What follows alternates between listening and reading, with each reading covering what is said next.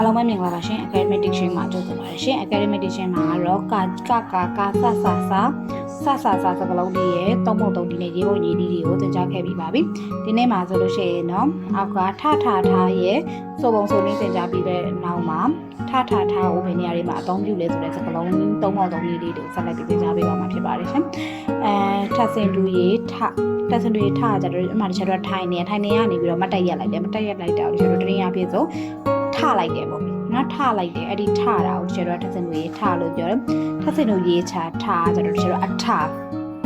နော်တချို့တော့တစ်ခုခုကိုတယောက်ကို secret ဘယ်သူမှမသိပဲနဲ့လူတယောက်ကိုပဲသိအောင်ပြောချင်တဲ့ခါကျတချို့တော့အထလေးလုပ်ပြီးပြတယ်ပေါ့လက်ကလေးကိုဟန်ကိုနီးလုပ်ပြတာလို့လက်ကလေးလုပ်ပြတာတော့ပုံစံအထလေးနဲ့လုပ်ပြတော့တက်စင်တို့ရေးချထားလို့ပြောတော့တက်စင်တို့ရေးချဦးစံလောက်ပေါက်ထားကြတော့ပစ္စည်းတစ်ခုခုတနေရာမှာထားလိုက်တယ်သို့မဟုတ်ရထားနော်တချို့တော့ရထားစီးတယ် train အဲ့ဒီရထားကိုလည်းတချို့တော့ရကောက်ရတက်စင်တို့ရေးချဦးစံလောက်ပေါက်ထားနဲ့တော့မျိုးတယ်နော်ဒါကထရဲ့သုံးပုံသုံးနည်းလေးပါအဲ့ဒါလို့ရှိရင်နောက်နေ့မှာတော့နောက်ကနာသုံးပုံသုံးနည်းလေးကိုထပ်ပြီးတော့ရှင်းပြပေးသွားမှာဖြစ်တဲ့အတွက်ဆက်လက်ပြီးတော့ကြည့်ရှုဖို့တောင်းဆိုချင်ပါတယ်ရှင်ကျေးဇူးတင်ပါတယ်